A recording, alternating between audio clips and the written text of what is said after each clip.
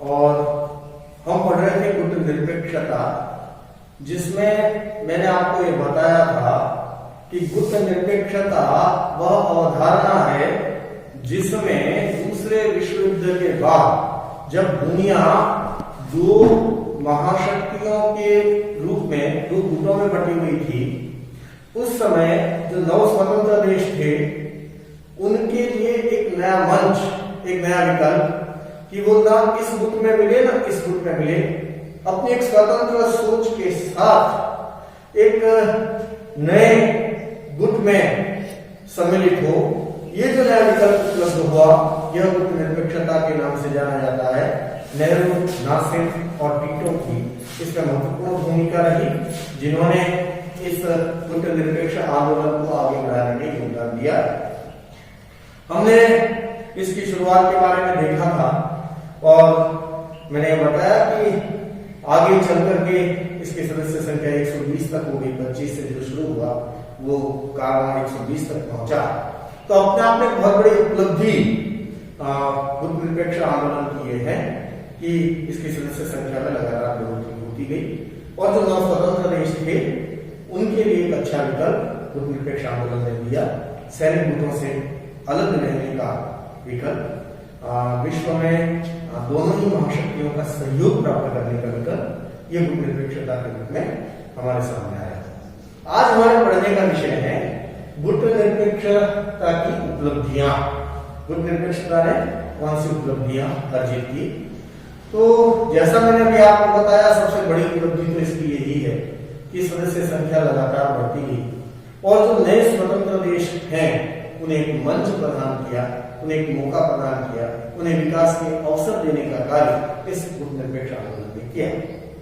गुट निरपेक्षता की एक बहुत बड़ी उपलब्धि ये भी रही कि दूसरे विश्व युद्ध के बाद कई बार शीत युद्ध अपने चरम पर पहुंचा, पर उसे विश्व युद्ध में परिणत होने से रोका गया। तो उसमें बहुत बड़ी भूमिका गुट निरपेक्ष आंदोलन की है, क्योंकि जब दुनिया दो ही गुटों में नहीं है बल्कि तीसरा विकल्प और आपके सामने है, तो संघर्ष में कहीं न कहीं कमी आती है।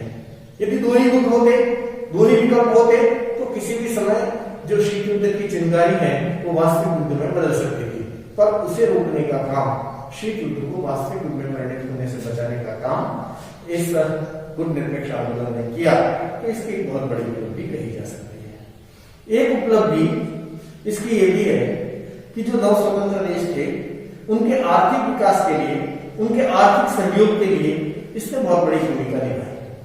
साथ ही गुट निरपेक्ष आंदोलन ने संयुक्त राष्ट्र संघ में जो केवल बड़े राज्यों की भूमिका थी, उन बड़े राज्यों की भूमिका को सिमट करते हुए जो छोटे देश हैं, उन छोटे देशों की भूमिका को भी महत्वपूर्ण स्थान प्रदान किया।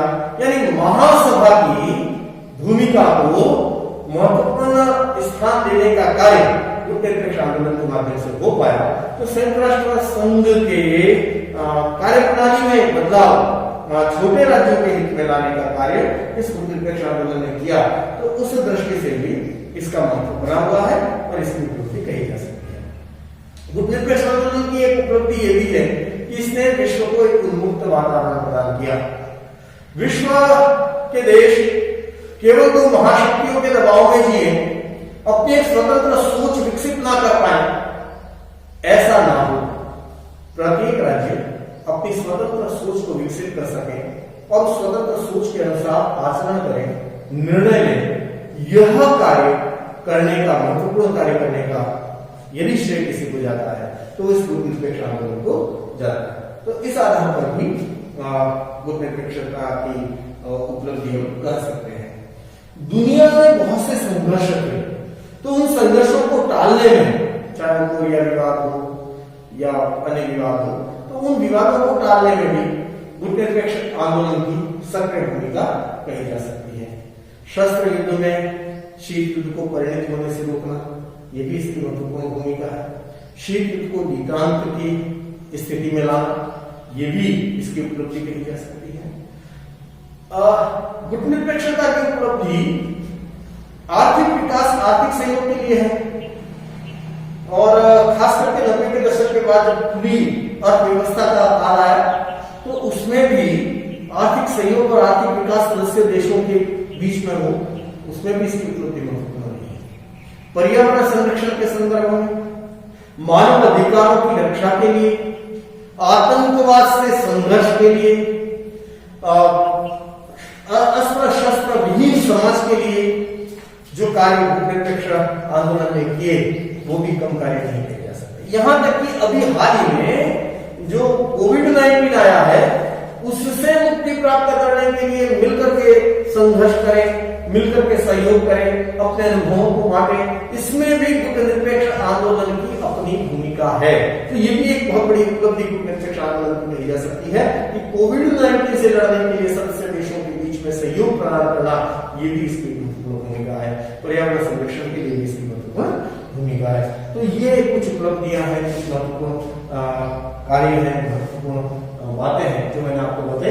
एक बार फिर से नजर डालते हैं।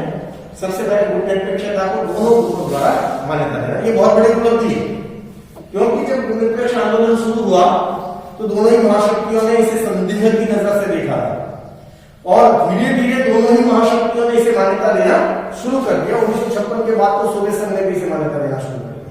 तो ये अपने आप में बताता है कि गुटनिरपेक्षता की उपलब्धि है कि दोनों महाशक्तियां जो विश्व में थी उन्होंने इसे स्वीकार किया।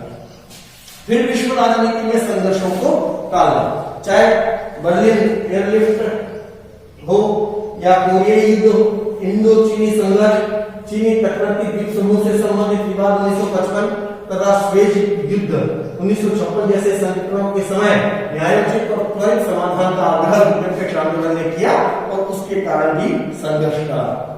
शीत युद्ध को शस्त्र युद्ध में परिणत होने से रोकना, यदि गुटनिरपेक्ष आंदोलन नहीं होता, दुनिया दो ही धड़ों में बटी होती, तो किसी भी समय शीत युद्ध शस्त्र युद्ध में बदल सकता था। पर तीसरी शक्ति के होने के कारण ऐसा हुआ नहीं। ये एक बहुत बड़ी उपलब्धि है। शीत युद्ध को द्वितांत की स्थिति में लाना, शीत युद्ध जो अपने चरम पर था उसे द्वितांत के काल में लाया, ये भी इसकी एक उपलब्धि है। निशस्त्रीकरण और अस्त्र नियंत्रण की दिशा में जो प्रगति है वो भी गुटनिरपेक्षता की उपलब्धि है। अप्रैल 1954 में न्यूक्लियर शस्त्रों के परीक्षण पर प्रतिबंध लगाने के जो प्रस्ताव रखे गए थे भारत की तरफ से, वे 1963 में आंशिक परीक्षण प्रतिबंध संधि के रूप में फलीभूत हुई। तो ये भी एक बहुत बड़ी उपलब्धि है कि निशस्त्रीकरण और अस्त्र नियंत्रण की दिशा में प्रगति हुई। फिर विश्व समाज के लिए उन्मुक्त वातावरण का निर्माण गुटनिरपेक्ष आंदोलन ने किया। केवल दबाव में नहीं है, अपनी स्वतंत्र सोच, अपने स्वविवेक से निर्णय, ये गुटनिरपेक्षता की उपलब्धि है। अपनी राष्ट्रीय प्रकृति के अनुरूप विकास के प्रतिमान गुटनिरपेक्षता ने स्थापित किए और प्रत्येक राज्य को जो सदस्य देश है गुटनिरपेक्ष आंदोलन का, उसे ये अवसर प्रदान किया कि वो अपनी राष्ट्र की प्रकृति के अनुरूप विकास के प्रतिमान निश्चित करे, केवल बड़ी महाशक्तियों का पिछलग्गू नहीं बने। फिर संयुक्त राष्ट्र संघ के स्वरूप को रूपांतरित किया। जैसा मैंने भी आपको बताया कि संयुक्त राष्ट्र संघ में केवल महाशक्तियों की भूमिका हो, केवल बड़े राज्यों की भूमिका हो, छोटे राज्य कुछ भी भूमिका नहीं निभाए, इस चीज को बदला और महासभा के महत्व को स्थापित करने का कार्य गुटनिरपेक्ष आंदोलन ने किया। तो इसलिए भी इसकी बहुत बड़ी उपलब्धि है। और विकासशील राष्ट्रों के मध्य आर्थिक सहयोग की बुनियाद ये भी इस तरह की है और खास करके कोलंबो शिखर सम्मेलन में आर्थिक घोषणा पत्र जारी हुआ था और उसके माध्यम से ये आर्थिक सहयोग की बात कही गई।